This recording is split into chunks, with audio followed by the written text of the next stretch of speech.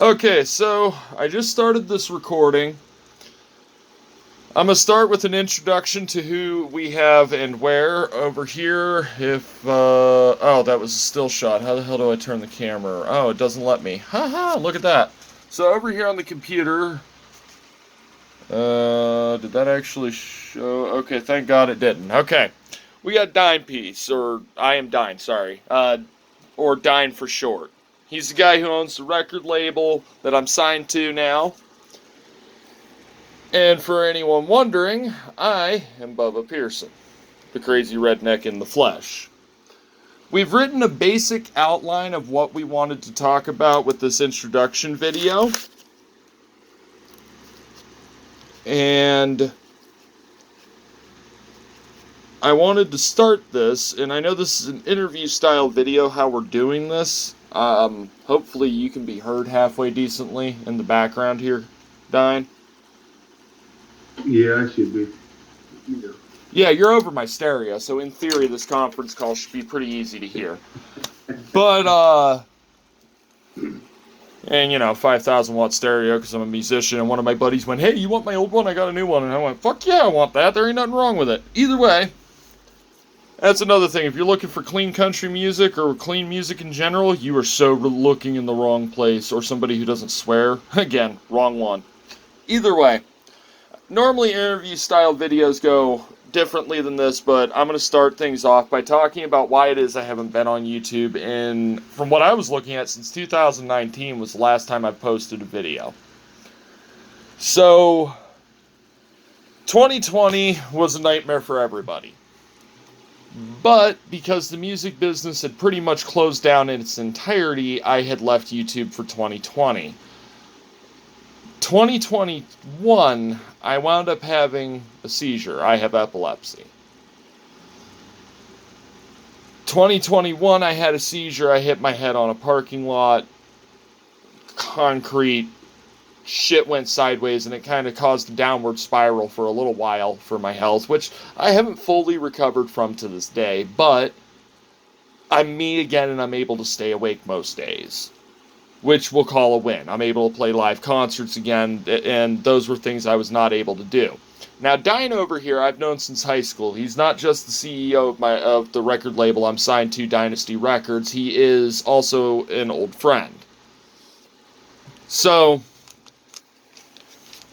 that was why I was not on YouTube for 2019. It's now 2022. Shit, better part of 3 years now. If anything, I've got a legit reason. So, with that said, I've been playing a lot of live shows since I've been able to get up and move around again. There was that one out-of-town one. Where was that at? The Vortex Concert Club. What city is that? Vortex? Yeah. What city was that you had me play that? That was in Ohio.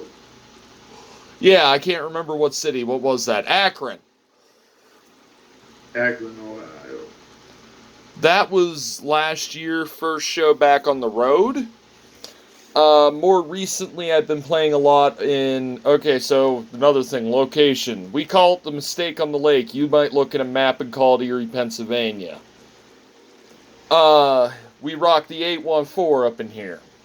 So, right around the way here, there's a bar here in town that is called Philly on the Rocks. And I've been playing a lot there. We've got a... What's that upcoming event called again, and where is that? Dine? Fader Fest 2020. Fader Fest 2022. It's in West Springfield, Pennsylvania, July 29th through the 31st. And I'm playing on the 30th. We will be there. We will be there. Okay, so with that said, that's one of the upcoming things. I may play tomorrow, which is Sunday, which most Sundays I play over at Philly on the Rocks. I'm not sure yet. Depends on what I'm doing with studio shit. So my studio, if you look around, forgive some of the mess, is my bedroom. There's another computer over here underneath my cigarettes and some other shit, but you'll have that. Welcome to the Burke life. They don't call us starving artists for no reason. But over here is where the computer that I record with is. Most cases I record each individual instrument. We've got an upcoming band we're putting together though called Rebel Republic, which should mean I shouldn't have to do that anymore. But I probably will continue with it for my Bubba Pearson project, which is my personal stuff that I'm doing. I don't plan on just sticking to country music. Never really did. I just got tired of doing what everybody else wanted with the old bands I was playing with too. So, I'd rather have more of a democracy, but I've kind of got a direction for at least the first album. Between here and the first album and the first 4 with my project, I've kind of got a direction. Speaking of, now that I brought that up, we're going to go back a page on my notebook here because I can't keep track of shit if I don't write it down. The first album is set to release on July 4th, 2022. It is just getting listed as 2016 demo, and this is where part of the reason why I've got Dine on the voice call here. So, if you would, I'm going to let you take over for a minute and explain to everybody your side of this before I explain mine. The Bubba Pearson 2016 demo tape? Yes. Was songs. This guy had made 10, not 1, not 2, not 3, not 4, not 5, like 10 years solid that he had kept in a vault for so long. And I'm going to tell you now, when you hear this material, you're just gonna be blown away from every song that is on this project, all because this project is indefinitely gonna be one of the greatest projects that hit this city of Erie. The feeling, it will make you, it will just have all the emotions at once. You'll feel every emotion behind every song that is on this project.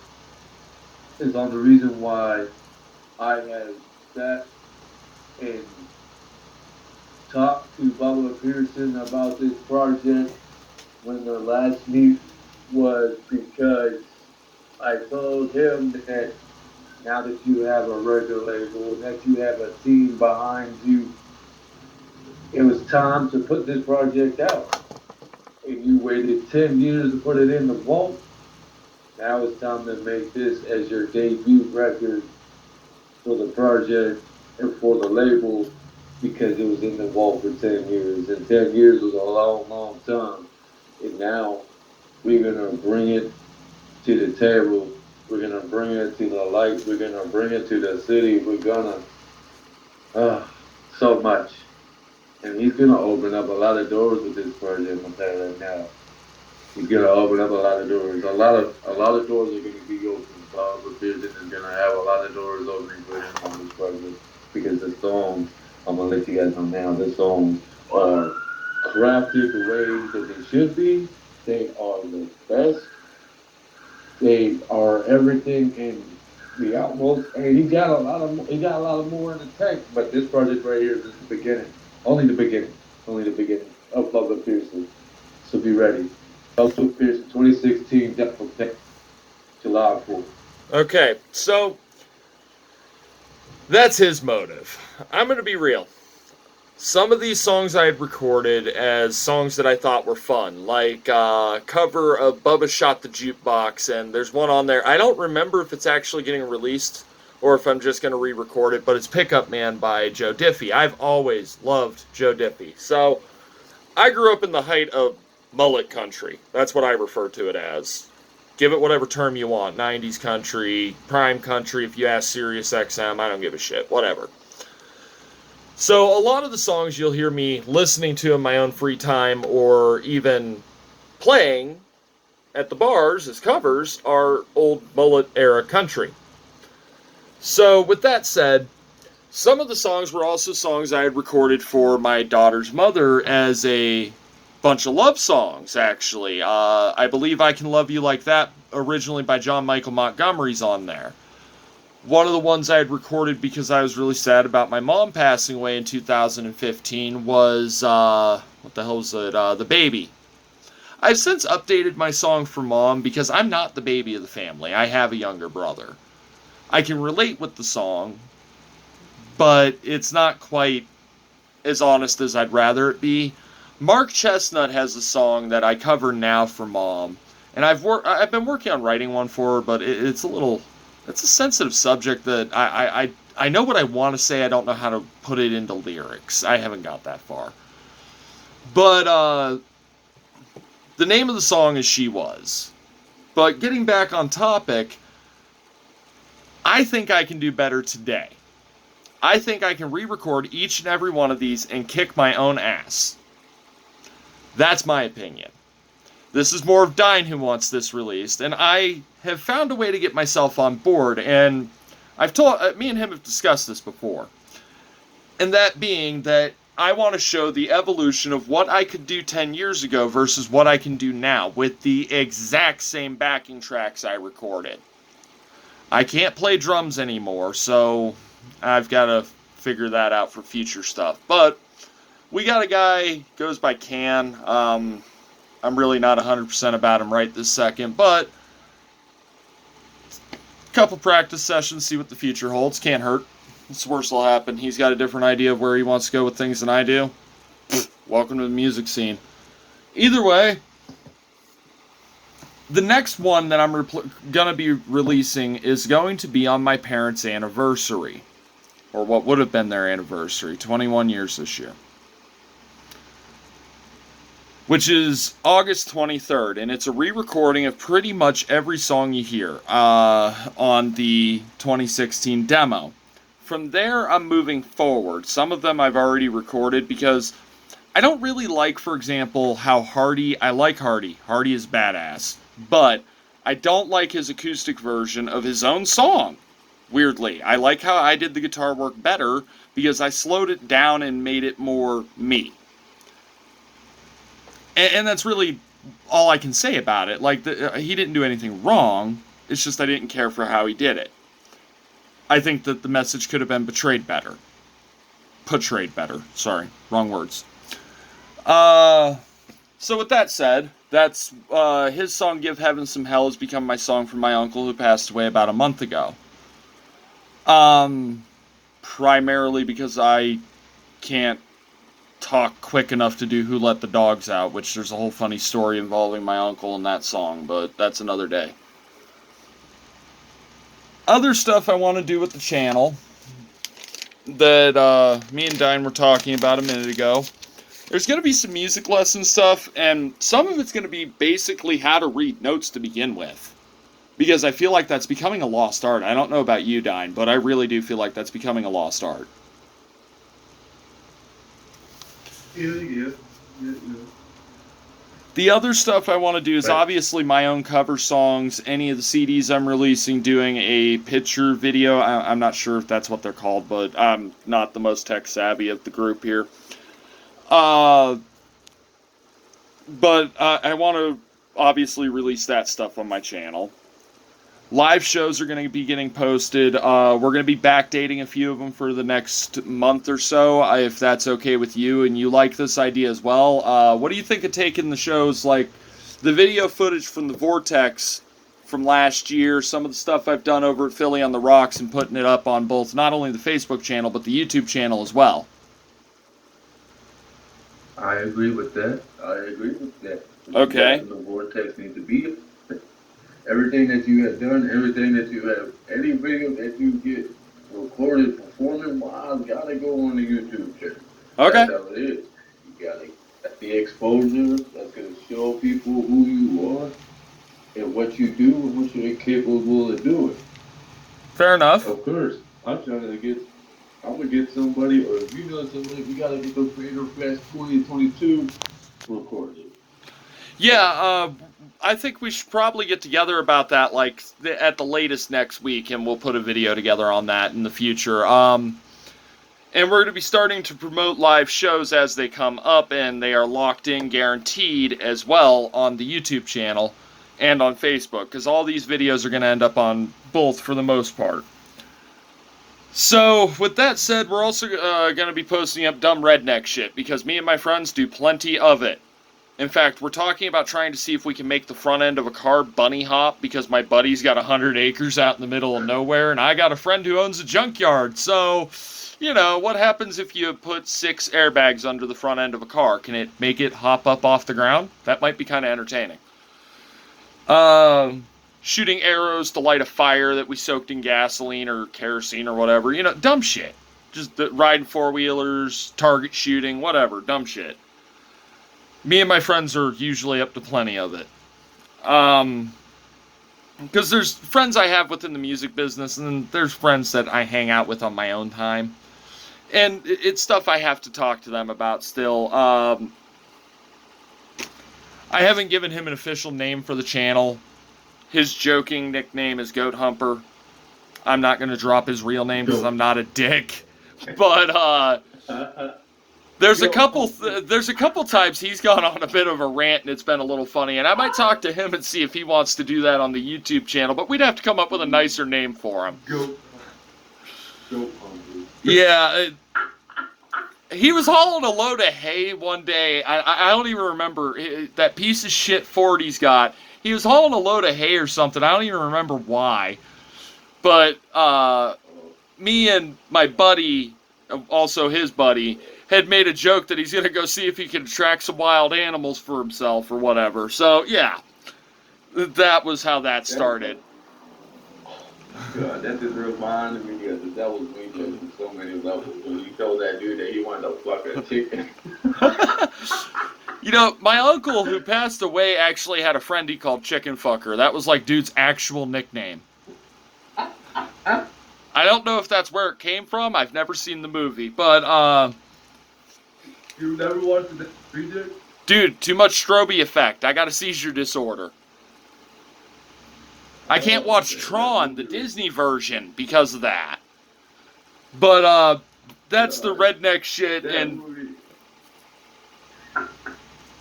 you'll have that. But either way, dumb redneck shit, riding four-wheelers down the road knowing damn well it's technically illegal. You know, things like that. Drive-by shooting with a go-kart, a Tonka truck. That I've got a video of me and my friends doing that somewhere. Burning the tires off of cars because we're going, it's junk, who cares? Just burn the tires to nothing for no good reason. Things like that. The other thing I was thinking about is essentially some music critic type thing. So, I listen to a lot of music because I can't really watch TV. And, well, you gotta pass your time somehow, and eventually your fingers get tired of playing your guitar. And you gotta look for inspiration. Like, I don't know about you, Dime, but I'm always looking for a new artist. I'm always looking for something to listen to that's a little outside the box. Always. That's always an agenda of me. Like, one of the ones I've been listening to a lot lately is Colby Cooper. Like, I love how dude's doing traditional style country and not afraid to tell his ex-girlfriend to kiss his ass in the lyrics. Like, that's badass. That's real rebellion, okay? That's just, screw you, I'm doing it my way. You know? Now we're talking about all this. I want Bubba Pearson to define the logo print that he made today. What's the meaning behind the logo print, Bubba Pearson? What is behind the meaning? Oh, the logo. Hold on. First, let's show it to everybody because we haven't done that. Come on now. We got to do this in order, bud. We got to do this in order. Oh, hold on. Let me pull the file up on my computer. Oh, my. Hold on. Because as of right now, it's in with the stuff for the demo just so I don't lose the file and I know exactly where the hell it is. Okay, so the banner in question is not terribly visible, but now it is. Okay, so I've always had a thing for the Old English font, and I'm sure you noticed that, Dine, the Old English font. Yes, I got a tattoo at the Old English font on my forearm. I love Old English. I like the font. I like how it's written out. So, if it's not obvious that I'm a redneck, duh.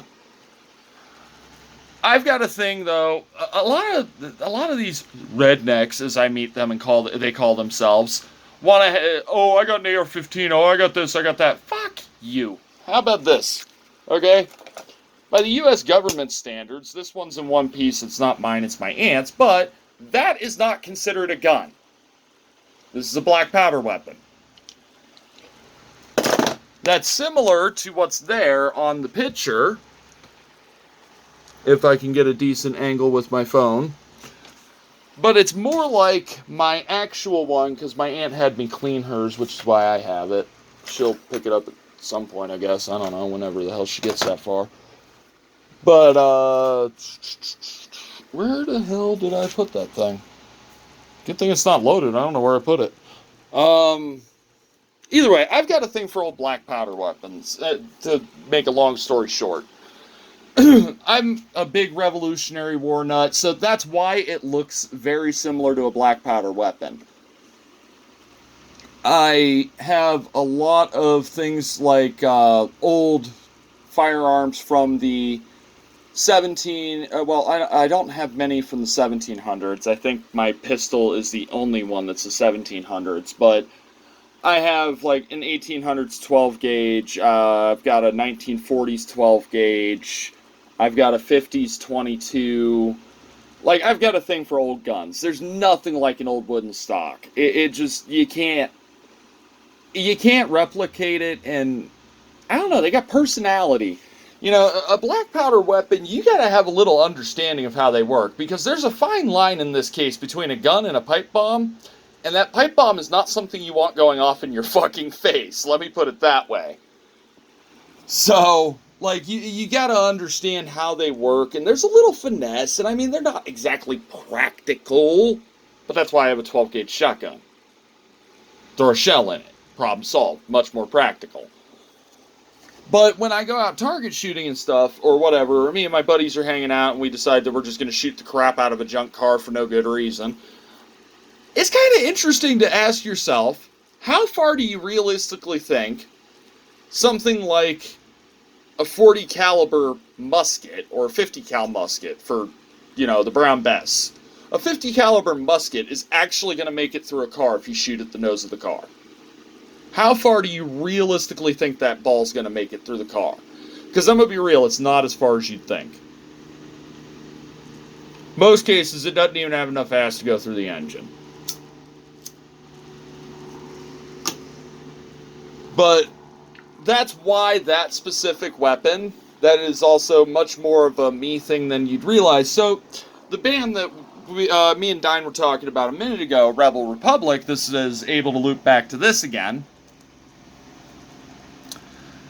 Rebel Republic's name, much like the idea I had for a mom and pop gas station type thing I wanted to call the Dusty Rose, is something that came from my childhood. It actually has a personal meaning to me. So my mom had this flag, and my mom and dad, in their bedroom, there's two of them. You walk in, and above their bed, say this is their bed, not mine, for example, down here you've got one flag that is a pirate flag, skull and crossbones, but there's a circle around it that says, Pirates Republic, no quarter given. Above it, up there, was a rebel flag. Now, the Dusty Rose thing, for example, once again, based on stuff from my childhood. Every house we lived in, my parents had two rose bushes. One was red, one was white. We'd eventually end up with a pink one in the middle, but, you know, natural life, and that's how it works. But either way, my mom liked white roses, my dad liked red roses, so that's why that. You know, living on a dirt road, obviously they get covered in dust sooner or later, right? So, there's most things that I pick, like even my stage name, believe it or not, I'm not going to tell you my real name because I'm not fucking stupid, and anybody who knows me knows that who I am and what my real name is, and that's not really public knowledge as far as I'm concerned. So, with that said, my stage name, Bubba Pearson, Bubba was what my mom called me as a kid. I'm not telling you where Pearson came from because you can figure out who I am. And that's kind of the point behind a pen name, for lack of a better way to put it. For example, Mark Twain was a pen name. Bubba Pearson is a pen name. And it's because I've already had all my accounts hacked at least once since I started rising a little more in popularity in the local music scene and shit. And outside of the local music scene. I'm not sure if they're related things, but it's not something I'm willing to risk twice. I lost pictures that I can't get back. I'll also never be dumb enough to leave them on Facebook only again. You live, you learn. See, that's the thing about a mistake. If you can learn from that mistake and move forward, it was a mistake. If you allow it to continue, it's a pattern.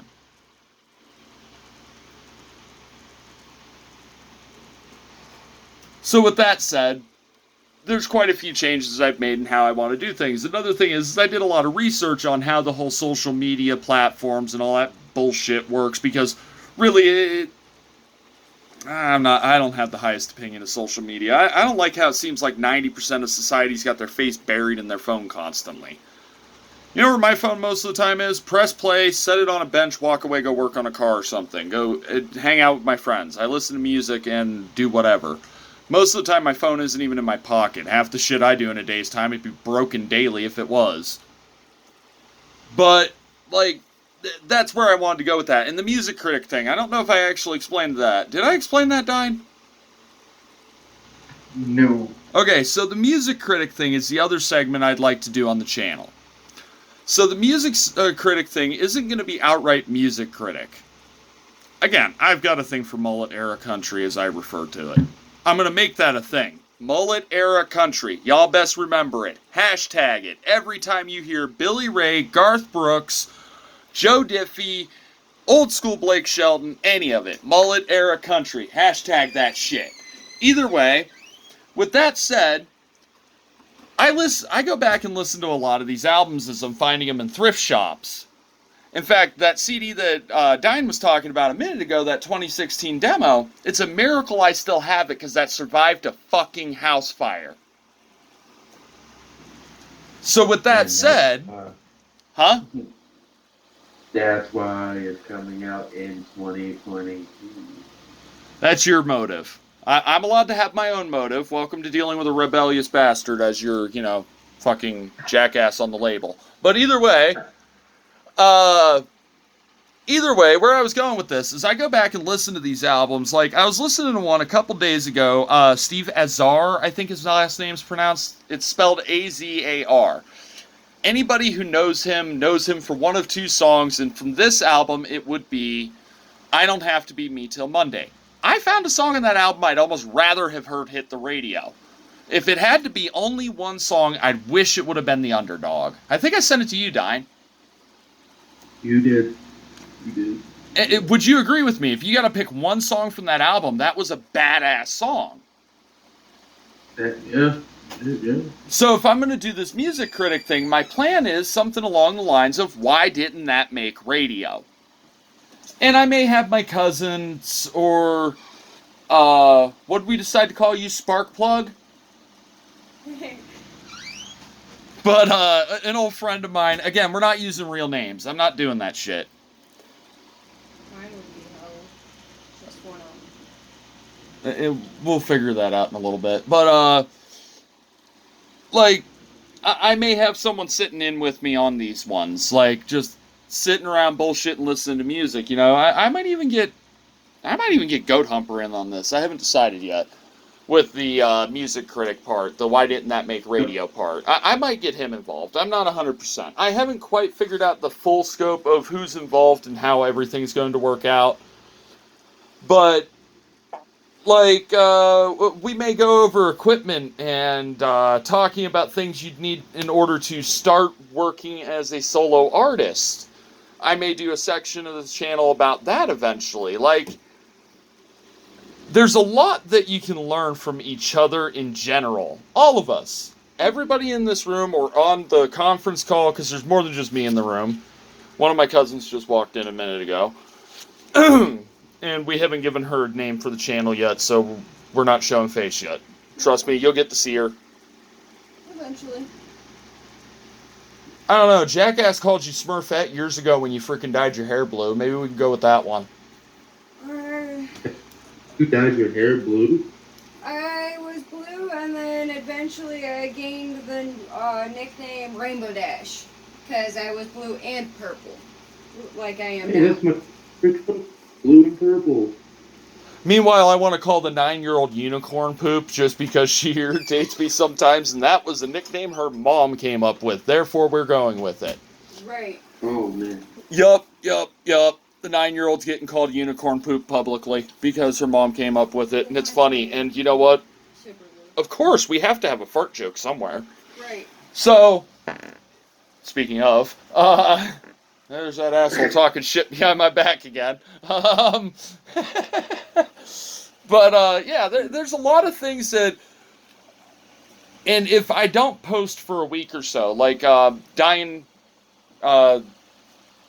for temporary purpose, Smurfette and Sparkplug can tell you here, that, I wound up having a seizure, I don't even remember. Last thing I remember of this week before today, which is Saturday, the 20th, I really hope that's accurate.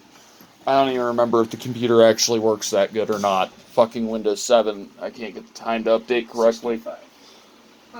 June Date. 25th. It's, okay, so it's June 25th, and it's Saturday. The last thing I remember was Monday. Everybody hates Monday. Yeah, right? Mark Chestnut said it best.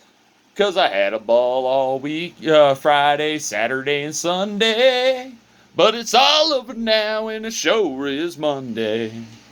You know? But, yeah, I may do some tech tips on Audacity and how to operate it for cleaning up your soundtracks and shit. Because I layer music. That's the easiest way to record as a solo artist. You start with listening to, if it's a cover, you put your headphones on, listen to the basic drum beat and the acoustic guitar part, and like lay those out with a keyboard if that's how you're doing it. But I prefer the natural drum sound. It just sounds so much better, and I found a program where I can do that, thankfully more recently than not, that's on my phone actually. So I can record it over headphone jack to headphone jack and actually use this little adapter thing I have for the laptop, which you can't see too well, but it goes over here and it runs over to this little contraption of a microphone stand. Don't mind the 50s Sears and Roebuck box fan in the background. And like, I haven't quite figured out how to direct cable my guitar to it, but I can park this in front of the amplifier and make it work that way. So there's ways to get around it. And eventually I could teach how to do the promotion side. Right, and Or promoting it through social media and shit. right, and that's where I'm at. Like, there's a lot of things starting to work out with this music thing, and I want to do more videos more